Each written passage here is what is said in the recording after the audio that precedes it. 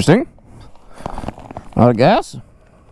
Hopefully. Hey, what's going on, guys? Welcome to the channel. I'm Ben. It is 0 degrees outside right now here in Wisconsin, and I just got back from a 20-mile ride on the TW200. We spent a little bit of time out on the freeway, even did some donuts out on the lake, and I stayed relatively warm. If you guys want to see how I did it, because you want to make sure that you get to enjoy your motorcycle year-round, make sure you stay tuned. If you guys missed it, about a week ago I released a video explaining why I've decided to essentially stop winterizing my motorcycles and instead basically I winterize myself. And today I'm going to explain exactly how I do that so I can actually enjoy the bike while I'm out riding in the cold temperatures. But before we get into that, I think it's worth stating the obvious. Motorcycle riding on its own is extremely dangerous, even on a warm summer's day. But throw winter road conditions into the mix where traction and balance can become non-existent in a matter of milliseconds. It's definitely a dangerous situation made much worse by those same bad drivers who somehow forget we exist in the summer. They are definitely not going to be expecting to see a motorcycle out on the road midwinter. And on top of that, even if they do notice you, cars and trucks can take miles to stop on icy roads. So please, please do not put your life in the hand of someone who has a cell phone in the other. So now that I have thoroughly convinced you to never try riding a motorcycle in the wintertime, I will go over the gear that I'm going to be wearing in the video today. This MSR line that I've got on, along with a couple of the other items that you're going to see in the video today, are things that I received through a sort of partnership deal through Rocky Mountain ATV, I guess if you guys haven't noticed yet. So I guess in a sense I do sort of have some sort of reason to try to push this gear on you guys, but I try to never do that. Honestly, I could care less if you buy anything from the video today, but if something sparks your interest or you're already in the market for something, I will have links down in the description below. What I've got on right here that I'm shivering in the garage is the MSR base layer. So this is going to be similar to an Under Armour or anything else like that. Basically, it's supposed to help keep you a little bit drier and cooler in the summer months, and then in the winter months, it's supposed to keep you a little bit drier still, but also a little bit warmer, kind of keeps your body heat a little bit closer to you. I've never had a problem with this stuff other than the fact that it doesn't have a easy access flap for when you really have to go, and you have to go now. So I guess if there's anything that I would say about a base layer, I would say maybe look for something that will let you use the restroom a little bit faster in situations where you really need to, especially when you've got a bunch of gear piled on. And let's start to do that because I am shivering. And this should definitely help that out. This is a generic Amazon heated vest that I got a while back. There is a USB plug inside of the left pocket, which honestly is sort of annoying to have this stuffed in there. But anyway, that just goes in that pocket. Zip that up. And then I've got 3 different heat settings depending on what I need. So this one there will not be a link for. I believe there's plenty of stuff on Rocky Mountain. I can try to find a link and put it down there for you guys. Now, even though these probably aren't the best option for long rides out on the road, I'm just going to be wearing my MSR adventure boots, but they are going to be, I guess, somewhat winterized by these 2 heated inserts. So these are pretty self-explanatory. One goes in your left boot, one goes in the right. The heating element is kind of in this portion. The back half here, that you can kind of make out there, is basically just your battery pack. Again, there's lots of options out there. Wouldn't necessarily recommend these, but these do come with a little remote. So basically you just turn them on and then you can adjust them on the fly. You can also pull them off and out and change the settings just inside the little control box there. On a lot of other rides that I've gone on where it's like 20, 30 degrees out, these have been awesome.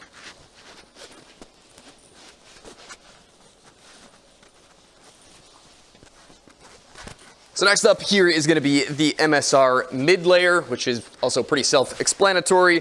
This is just going to kind of add a layer of insulation and is a nice stretchy material. I really do not enjoy riding in blue jeans anymore. I used to do it all the time, and now having something that is a little bit stretchier underneath your riding clothes, I think is definitely the way to go. I'm wearing this on top of the heated vest just so the heat is closer to my skin rather than being on the outside of my insulation. So next up here, we've got the MSR Voyager gear. I do also have the Explorer, and there is a video on the channel where I compare the two. If you guys are interested in watching that, I think it definitely is worth a watch before you buy either set. The Explorer line definitely fits a little bit better and feels a little bit nicer, mostly due to the type of armor that they're using in there. However, if you're looking for, However, if you're looking for something a little bit less expensive, then this is still a great set of gear. It's windproof, it's waterproof, and it really does a good job year-round. I've wore both sets of gear when it is 75 degrees out, and I guess today we're gonna wear it when it is 0 degrees out. It does a good job spanning the temperature differences throughout the year because we've got lots of vents everywhere, 2 on the back, some on the back sides of the pants, some in the front. It really is a good set of gear. It's well thought out. I really like it. While all the wind and waterproofing is going to do a pretty good job at keeping this part sealed, I will still have a small section here of skin, so I want to make sure that I cover that up. You can a lot of times get away with just something that goes around your neck, but because it's going to be really cold, I've decided to go with this. So I can still tuck it all the way down underneath my collars of my undershirts here, and then when I zip this up tight, I should have a nice clean seal here and not really much of a chance to get any wind down my neck. So up until today, I've been wearing these MSR cold weather gloves. These do a really pretty good job at keeping you warm enough as long as you've got a set of grip heaters on your bike, and we'll get into that a little bit later.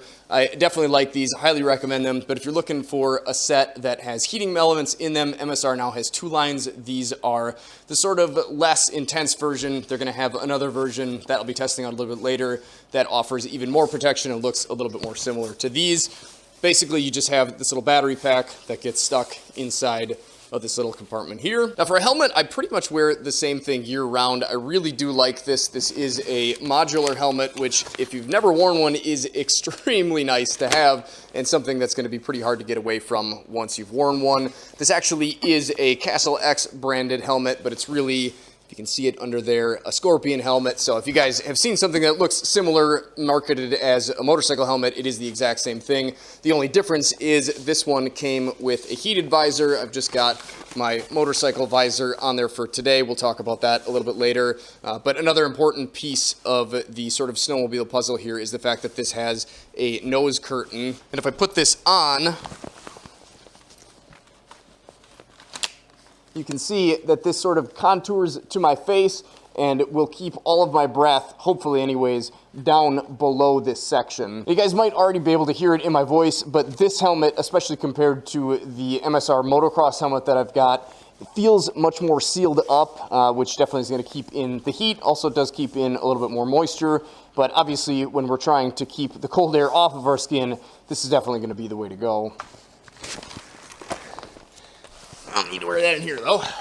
So now I mentioned the heated grips before, and I've actually got the Tusk grip heaters on this bike and the KLR 650. I also put them on the T7 that my dad has now. They're a good budget option. There's definitely better options out there. The Oxford heated grips that I've got on the 701 definitely work much better. But for 20 bucks, it's pretty hard to go wrong with the Tusk grip heaters. And because I've got these giant mitts on here now, I'm actually gonna try to go without the grip heaters today and just use the wind protection from these and the heating elements in the MSR gloves, and we'll kind of see how that goes. So if you guys haven't seen these before, they sell them all over the place. You can buy them with lots of different brand names on them. It does seem like these provide a good, nice opening here to get your hand in, no problem. I haven't really noticed any issues with anything binding up too much or any buttons getting pressed on accident. I think these definitely could be helpful on either of the other bikes that I've got in the garage, but the TW200 definitely needed a little bit more wind protection, so that's why I've got this Tusk universal windscreen on here. It honestly ended up working a lot better than I thought it would, and I really do kind of like how it looks on the bike. These little brackets here are actually supposed to be on a 7/8 bar. The bar that I've got on here is a Tusk Chub bar, so it is 1 1/8 inch down here, and then it sort of tapers as it goes up towards the control section here. So I was able to stick it on just on the opposite side of my handguard clamp. I wasn't able to fit the little piece of rubber that they give you to protect your handlebars in there. I just substituted a little bit of electrical tape, and it seems like that works out just fine. Obviously provides a lot more protection than the stock cowl does. Now, as far as these tank saddlebags go, they're not really something that I stuck on here expressly for this purpose, but they do sort of give me a little bit of a place to hide my legs behind, and I think they might come in handy on today's ride.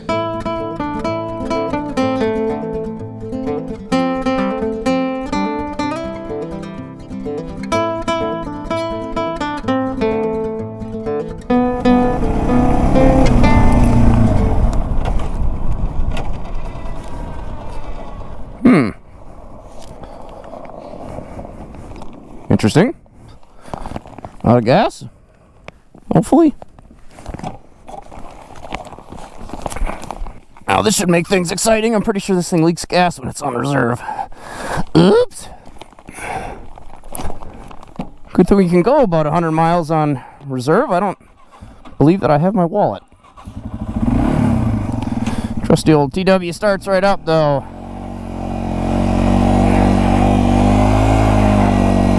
Making it up the hill? Well, that's another story.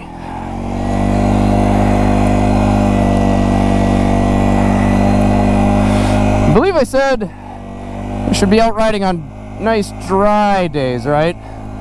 Snow is pretty dry. I don't think I'm getting too much salt down here. Ooh, that's ice though.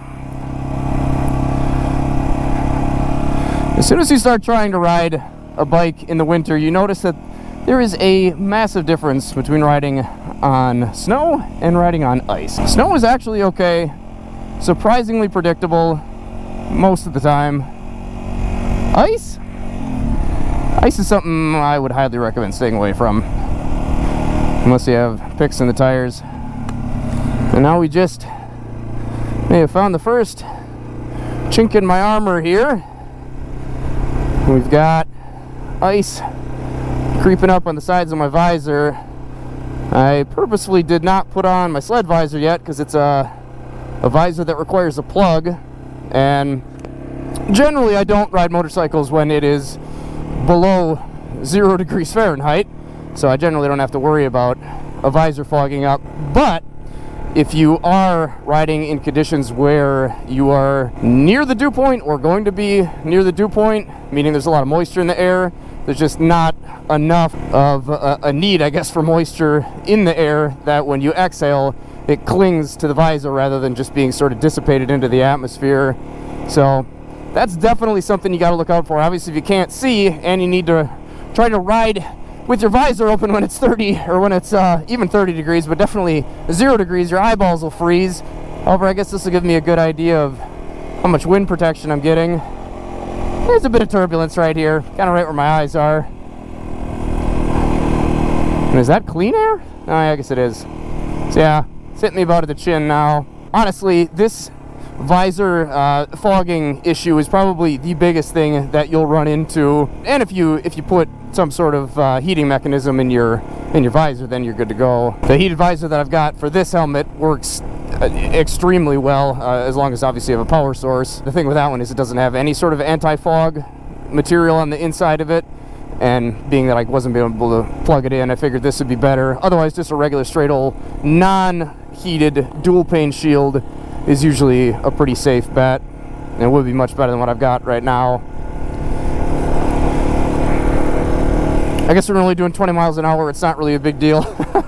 I didn't plan on creeping along this slow, but I also planned on being roads that were a little bit more clear than this. This is where the scenery's at, though. I feel like I'm on a snowmobile. Just gotta remember not to give it, though. I'll be on my side in an instant. What a beautiful time to be out, though. Look at this. My heated vest is definitely too warm. I can feel myself sweating inside of my coat, which of course is not a good thing. You don't want that, so I should really turn it down. But if you guys don't mind, I'm just going to keep both my hands on the handlebars. That'd probably be best for everyone at this point. Ooh, hello, fellow driver. Are you in the middle of the road, bro? You got all-wheel drive. You do have to wonder what people think when they see you. So my hands are surprisingly not that warm, and that's kind of one thing that I've found with all gloves. And being MSR, I was hoping these would be a little bit better, but obviously, I mean, I don't really think their design temperature is probably not 0 degrees Fahrenheit, would be my guess. Obviously, the gauntlets, should be helping a bit, and I think they definitely are. Obviously, keeping the wind off is honestly the most important thing in cold weather. Ooh, now I'm getting a little cold air in there. Let's see if we can do without. Controlling your breathing really can help the visor stuff a lot too, and as annoying as it is, I mean, it definitely does help, and you really only have to do it when you're going incredibly slow. If you kind of purposefully shoot a little bit of air inside of your helmet, which obviously cools you down a bit, that'll definitely help kind of keep it to a minimum as well. Kind of wonder how long these 360 cameras are going to last. Usually they actually do okay when I'm out on a sled, but I try not to record with them for more than like an hour, otherwise I'm pretty sure they're gonna run out of juice pretty quick. Actually, speaking of batteries, I've got a Featherlight, I believe it's called, in here. I can put a link for it down in the description. I'm running a similar model, but a Tusk one in the 701, so it'll be interesting to see how these hold up in the winter. I've actually got one that I'm going to stick in my dad's bike to see if we can get the Super Sherpa to crank over a little bit easier in the cold winter months. Well, if anything should be clear, it should be the highway. Hopefully I can get my turn signal going there.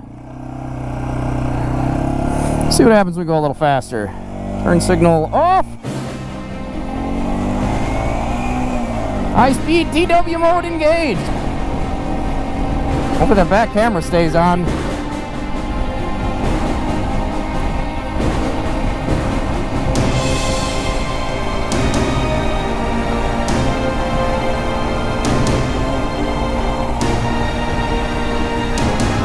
Well, I am surprisingly comfortable at 50 miles an hour, I've got to say. What's minimum speed on the highway? 45, I think? We're doing okay. Be sure to tighten those cameras down a little bit more. You try for 55.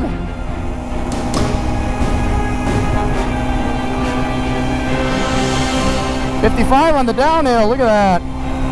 Yeah, these gauntlets are doing a heck of a lot. That makes a big difference. Hands are getting a little chilly because there's a little bit of wind kind of getting sucked to the inside of them. If you could tighten that around your arm a little bit, that would be helpful. Obviously sort of a hazard, possibly, but I cannot believe how warm I am riding at 55 miles an hour on the highway on a TW.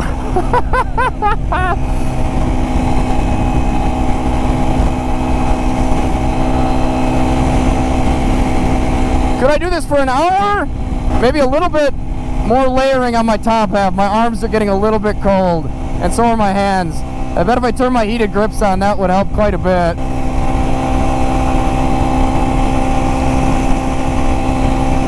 I'm gonna get off before these cameras rattle off. Ooh, there's enough room to slow down. Didn't think of that. Highway's nice and clear. Off ramp. Oh, could be better. Hopefully the signal light is on. And back off. I got a smile on. Oh, this is fun. Mostly because it shouldn't be, I think. I mean, I guess why not, right? Why wouldn't it be fun? I'm on a motorcycle. We're on a TW 200 and it's 0 degrees out. Oh, shit. Yeah, I'm having a good time. I like this.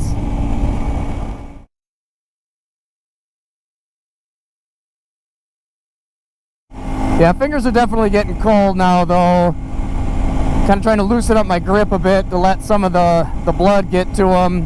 Gotta say, I'm a little bit disappointed in the MSR gloves, but honestly, I mean, at these temperatures, I mean, I don't think they make heated gloves that are supposed to keep you warm under these conditions, or at least that's not what these were aimed at. I mean, I think they're aimed at riding in sensible temperatures, like maybe temperatures that you wouldn't get frostbite in if you had bare skin.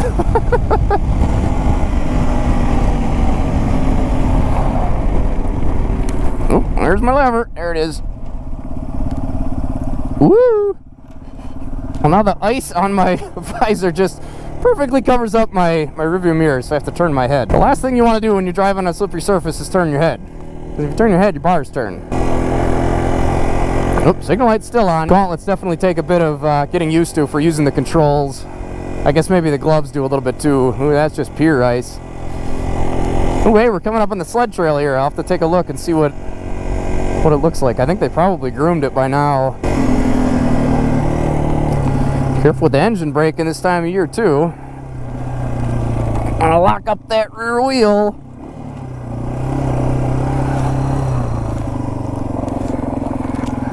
There we go. Groomed and ready, sort of. Just need another foot of snow on the right side here. The other place that I'm feeling a little bit of air is my sort of thin balaclava, but honestly, I had my coat zipped all the way up as high as it would go, and even with the thin balaclava, I kind of felt like when I put my neck down, especially my chin strap, was kind of choking me, which obviously don't want to exchange being able to breathe and getting blood to your brain for not getting any cold air down your neck, but I guess maybe something a little warmer on the balaclava end would probably help that out a bit. But honestly, it's not too bad with the windshield. And the windshield really does seem to make a big difference, most noticeably on the highway. But even here, I mean, I can definitely tell that it's helping keep my sort of chest area from getting hit with the wind too much. And the nice thing about the MSR line is, either MSR line, is that they pretty much have all of their zippers wind and waterproofed, more or less, and even have little garages for the zippers and that sort of thing. So even if you do get hit with a bit of wind, it should do a pretty good job of keeping it out. But even still, I mean, any little bit of sort of not fast moving turbulent air that you can keep between, you know, you and the windshield and the bike is going to be a good thing. I mean, honestly, even just a little bit of heat coming off the bike, if it can kind of tumble around here, is going to be helpful. I mean, not something that you're going to, you know, get sweaty over, but it definitely, every little bit helps. You can avoid any bit of wind taking warmth away from your body or the bike or anything. I mean, obviously that's going to be the way to go. Another thing you really got to watch is when you're going to shift. Even on a TW, I could definitely see myself cracking the throttle after I dump the clutch, and the back end of the bike might kick out pretty quick, depending on how much traction you've got. And as much as you'd think a big fat tire like this would be perfect for the snow, it's honestly kind of not, and I'm not really 100% sure why. They're not bad, and obviously having a little bit thicker of a tire gives you a little bit more surface area to balance on. But honestly, I mean, I think in pretty much any deep-ish snow condition, I would definitely take either the KLR or the 701 with D-Sports on it and no studs in the tires, even over this bike with studs in the tires. I really was very, very confused at why this bike didn't do better, but I think it's just because you have so much surface area that it just floats on top of the snow and doesn't sink in enough to actually hit anything hard to grab traction with the studs. However, if you're not going to run on anything other than really hard packed ice or snow or whatever, then obviously I think a TW with studs in the tires is going to probably be your best bet. And I guess if I didn't mention that already, these tires are not studded. These are just bare rubber. The Shinko 241 or 244 or whatever it is up front, and then just the stock trail wing in the back. Just keep her steady. As soon as you freak out because there's ice, the bike is going to freak out, and you do not want the bike to freak out. Tires are spinning, rotating mass is moving you forward, keeping you upright. Don't mess with that. And don't ever touch the front brake, at least not until you really have your bearings. I think actually we're going to do a little bit of a life-saving maneuver here and not go on the road that I was planning on, because now that I think about it, if that's icy, it's not going to be good. We'll do the old BMX bike turn here. Oh, something shut down. Oh, the back one's still going. Surprised to see that. A fellow traveler! Hello! So what are we at here? About 10 miles since reserve. I think I'm going to put a lot more minutes on than I am miles in, in this test run, which is fine. I don't necessarily need to be going 45 miles an hour when it's 0 degrees. I'm not trying to convince anybody that that's a good idea. What I'm trying to convince you of is that it is definitely possible to get out and enjoy your motorcycle in the winter. And I think I have definitely done that for the day. I was never trying to convince you guys that you should spend 8 hours a day riding or try to do any ridiculous long BDRs or anything like that. It's just nice to get out here and see the sun a little bit during the day and get a little bit of fresh air on, well, I guess maybe little parts of your skin here and there once in a while. You get to breathe in a little bit of fresh air through the helmet filter, I guess. That's about it today anyway, but it is nice to get out here. It definitely has lifted my spirits. I'm happy that I got on the bike. I do wish that I would have brought my wallet so I could go fill this thing up, but oh well, I guess I'll just have to take it out on another ride. I'm not too worried about that. Upper body is doing good. Hands definitely are cold. I mean, obviously if these weren't heated gloves, I'd be in trouble, I think, but I know I'd be in trouble. Every little bit helps. If I turn my grip heaters on, I'm sure that would help a bit as well. My hands aren't frozen, but they're definitely not toasty. They are getting a little bit chilly, and I think I would not want to be out here for too much longer without being able to turn my heated grips on. Obviously on a warmer day, you know, that's not really going to be an issue. I've ridden around plenty of times on this bike with just these grip heaters, no heated gloves, when it was 30 degrees and been fine without the big gauntlets. So with those on here and with heated gloves and if I actually flip the switch, I mean, I'd be set, I think. One thing, however, that is getting a bit cold is, I guess not necessarily my backside, but more like the bottom sides of my thighs. And I suppose I could tuck in here a little bit, and that would sort of help keep the wind off of my legs. Now I'm just on a much colder part of the seat that I hadn't been sitting on previously.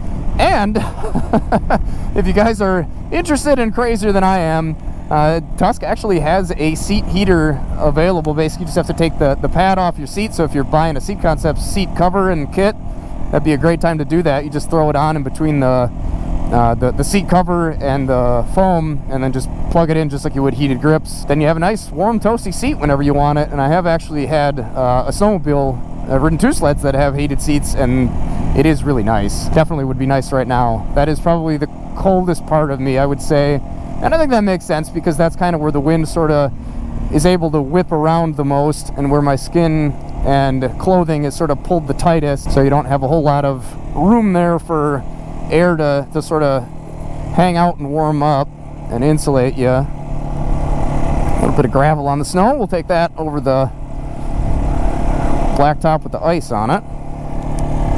And that is, I guess, something to sort of keep in mind if you guys are unfamiliar, depending on the type of salt that they put on the road, or I guess maybe some of it might not even be salt. Depending on the chemicals that they put on the road, each one has a sort of a different melting or freezing point. So even if it's below the freezing point of water, you definitely could be out when the salt is melting the road, especially with the sun on it. So you definitely got to look out for that today. I have not seen any water at all, so we don't really have to worry about that. And yeah, I guess I could torture myself a bit, but I'm going to flip my Tusk hand grips to high, and we'll see what that does for me in a bit here. I haven't said much about my feet. I honestly cannot tell that the insoles are even on. However, I'm assuming that they are because they were fully charged. So my guess would be, because my feet have absolutely no protection and these boots are probably not really insulated at all, the heated insert is really the only thing that makes them even wearable now. Otherwise, obviously, I'd have to have a big winter boot on. And honestly, if you're going to ride in this cold of temperatures, just a big, thick, very stiff hunting boot or winter boot is obviously probably going to be your best bet. Something with enough stiff ankle support that if you have to catch yourself in a slippery situation, you know, you'd still get some protection. But on a long trip like this, I mean, it's not going to be sustainable to ride with boots like this, even with these heaters in here, as cold as it is today. Don't lose traction, bud. As cold as it is today, I mean, my feet are just not going to be warm. And if you can't tell it in my voice, I'm starting to get a little bit chilled. And that really is kind of the main goal with all of this, is just to keep kind of your core body temperature at a comfortable point. If you, meaning you as kind of a whole, are warm and working hard enough, your extremities won't get as cold because you're pumping nice warm blood to them and, you know, moving your hands and your feet around and whatever. When you're staying stagnant, honestly, that's the biggest problem. And in that original video, I mentioned that you know, I ride a sled when it's 0 degrees out. Why not ride a bike when it's 30? And the reason that I said it that way and not why not ride a bike when it's 0 is because of this. It's because on a sled you're moving, you've got a lot more protection for your legs and your body and stuff, and you have heat getting kind of channeled towards yourself, so the air that's blowing on you is maybe just slightly warmer than the rest of the air that's whipping past you. But I can definitely tell that, I mean, this is about it for me. If I would have had my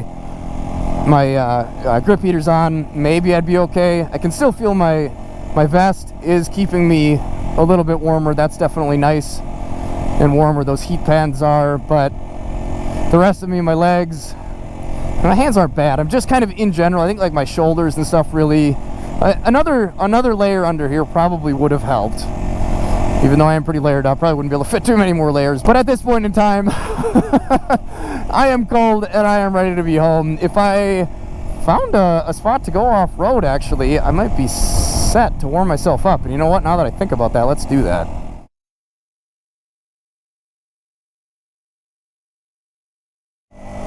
Ooh, I'm getting the shivers now. Definitely happy to have the heated grips, the heated gloves, and the heated vest. My feet do not feel like they're being warmed at all, but I think they have to be. They're just so cold.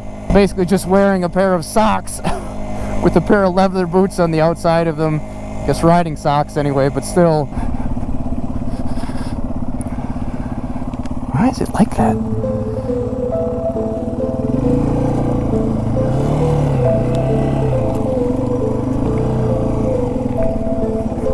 Well, this isn't exactly what I had in mind. I didn't bring my ice skates. I guess we have had a lot of wind. I'll get warmed up a little bit. There we go. That's what we're looking for.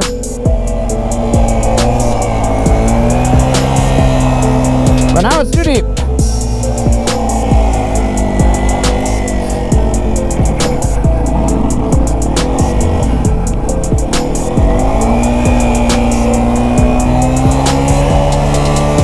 What I need is a big old paddle tire on the back or some big lugs. I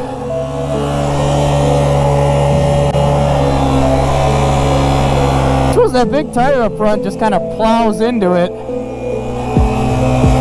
You almost need something little to just cut right through.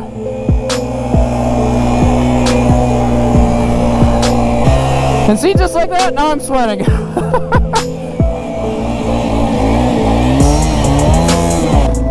Whoa, bringing through! Ah! Woo! Burn a bit of that carbon off, eh?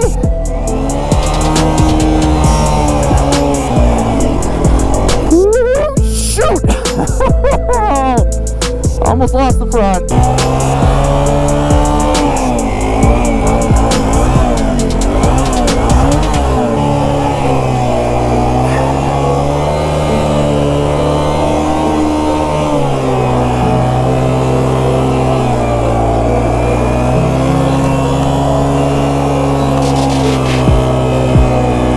And that, as they say, I think, is more than enough of that. That one's not going anymore, is it? No. This one's still going? It is, miraculously. I'm so glad I did this today. If you want to help me continue to make more videos like this, make sure and use those links when you go to buy your gear. Whew. Oh boy. Ooh. Break through, don't break through, don't break through. Woo. 20.9 miles.